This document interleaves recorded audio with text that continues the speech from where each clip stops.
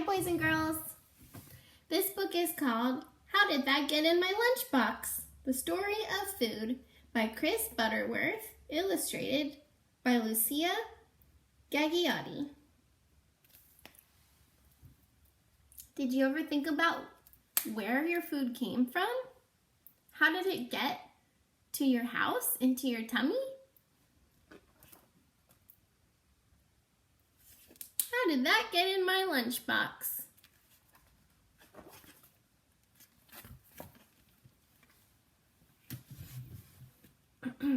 One of the best parts of the day is when you lift the lid of your lunchbox to see what's inside. Your parents have packed it with lots of tasty things to eat. They probably got all the food from the grocery store. But food doesn't grow in stores. So where did it come from before it was in the store?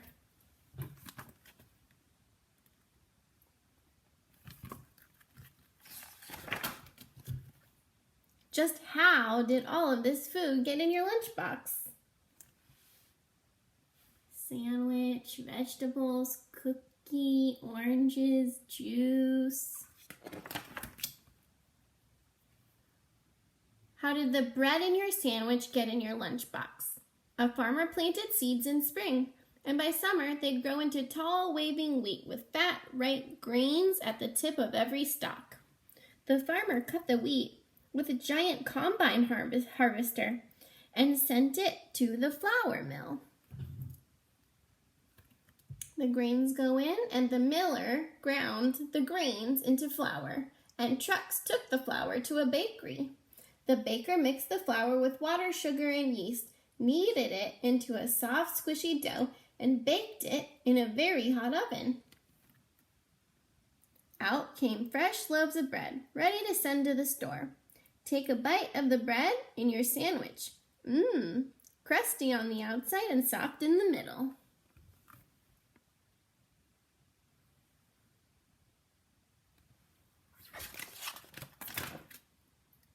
How did the cheese in your sandwich get in your lunchbox? Your cheese was once milk that came from a cow. A farmer milked the cows, and the tanker from the dairy came to collect the milk. First, in the dairy, cheesemakers warmed up the milk. Second, and added bacteria to make it turn sour and thick. Third, then they added a substance that animals use to digest milk called rennet. And fourth, and it changed again into bits called curds floating in whey. They drained off the whey, chopped up the rubbery curds and added some salt and pressed them into blocks. They stored the blocks for months until the cheese was ripe.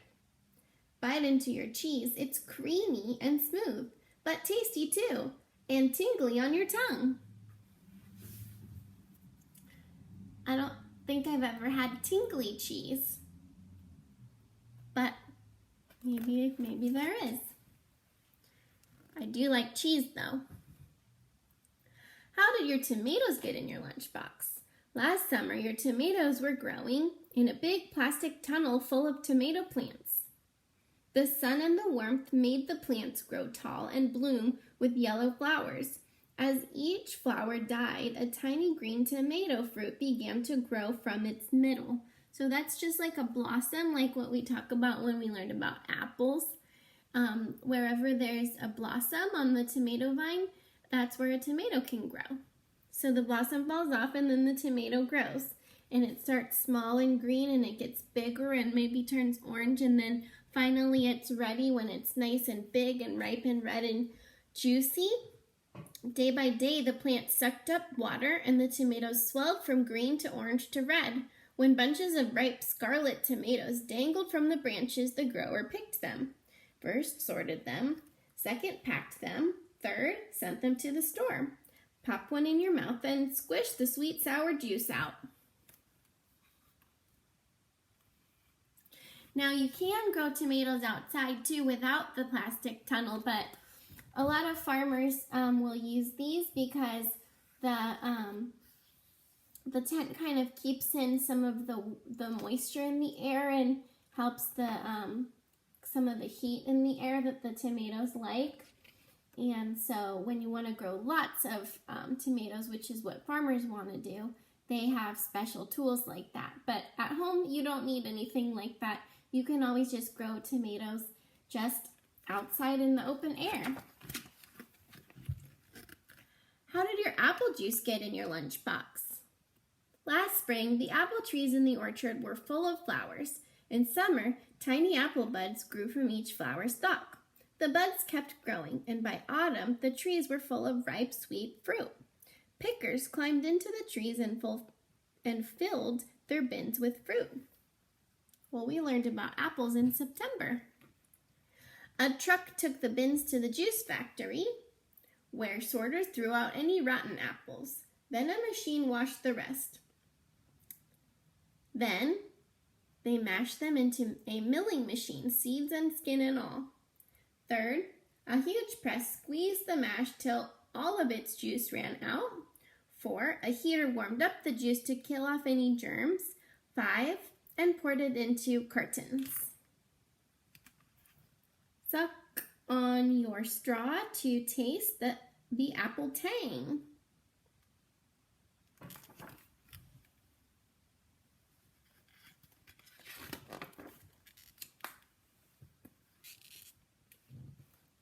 How did your carrots get in your lunchbox?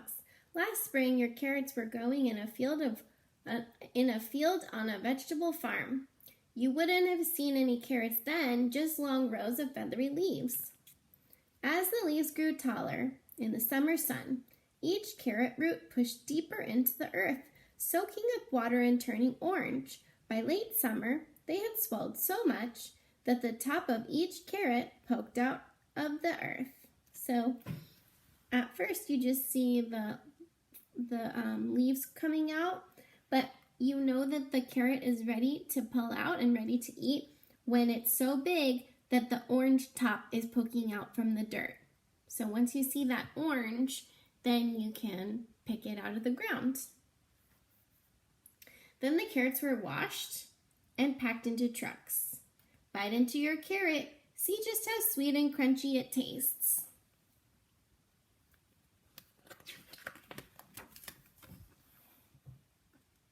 How did the chocolate chip in your cookie get into your lunchbox?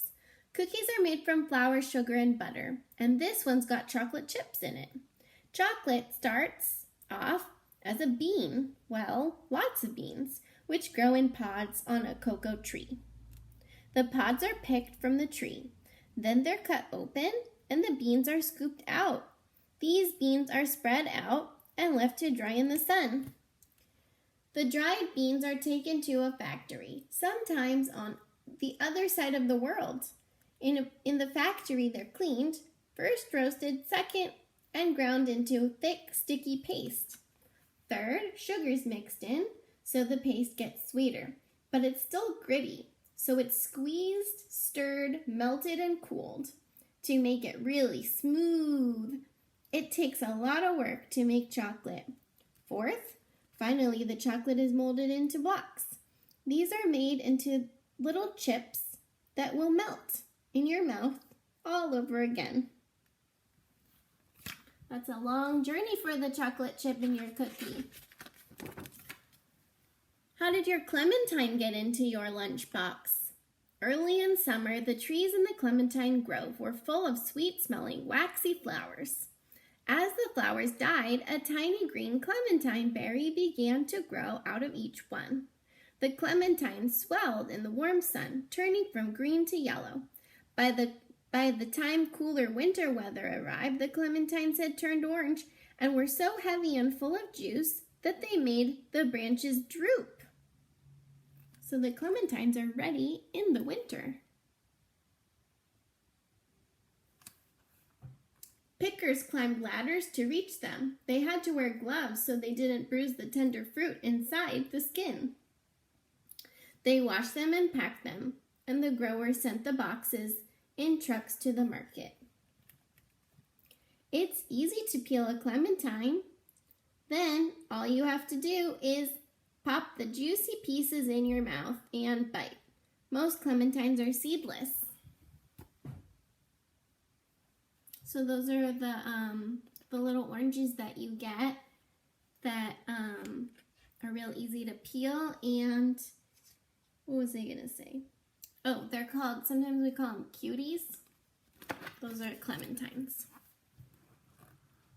You've eaten it all the first bite of bread to the last piece of fruit. It came from the fields and farms and orchards, from groves and from dairies. So many people helped bring it to you, farmers and bakers, cheese and chocolate makers, pickers, packers, and truck drivers. And now it's all in your stomach, starting to do the job that food does, helping you grow taller and stronger and giving you get up and go energy. You need more than a lunch to make you grow and keep you healthy.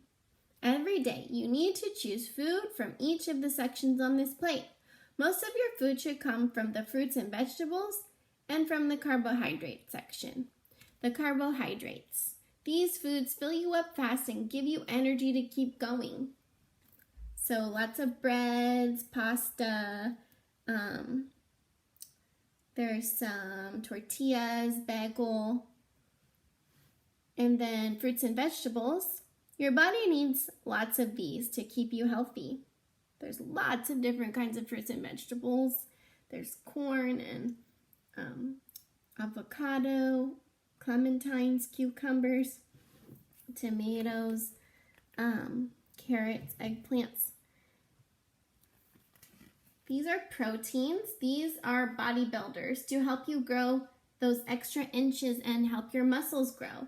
These foods are just as important as carbohydrates, fruits, and vegetables, but your body doesn't need them as much, which I think they mean to say they don't need as much of it in a day. But you do need it. It's very important. And that would be like almonds, eggs, shellfish, turkey, fish. And then there's also dairy. These are the bone builders. They also help your teeth grow strong. And some of them have a lot of protein too. Like if you eat Greek yogurt or cottage cheese, that has good protein too. So some of the dairy has a lot of calcium that's good for your bones, and also some protein. And all of these have protein and carbohydrates and things, or most of them do. But this group has the most carbohydrates. These kinds of foods have the most protein. The fruits and vegetables have lots of vitamins and minerals and fiber that you need. And then dairy is just known for having lots of calcium, which is good for your bones. And then there's the stuff you eat for a treat. Just a little of these is enough. So that would be kind of like the things that you might call junk food or treats. It's not something that your body needs to stay healthy and strong and grow, but it is fun to have a treat. And so that's a little section of what you should eat each day, like potato chips and chocolates and cookies and all the things you probably know are not as healthy for you. Food facts. Your body is made mostly of water, so you need at least 6 drinks a day to keep yourself topped up. Most of these drinks should be water, not soda, which has lots of sugar in it. Your body is growing all the time, even when you're asleep, so remember, don't skip breakfast. It gets your body through the day. Too much sitting around won't keep your body healthy. It doesn't matter whether you chase a ball, your dog, or your friends, but spend about an hour a day on the move. It's good to eat 5 different kinds of fruits and vegetables every day. Why not try a new one this week?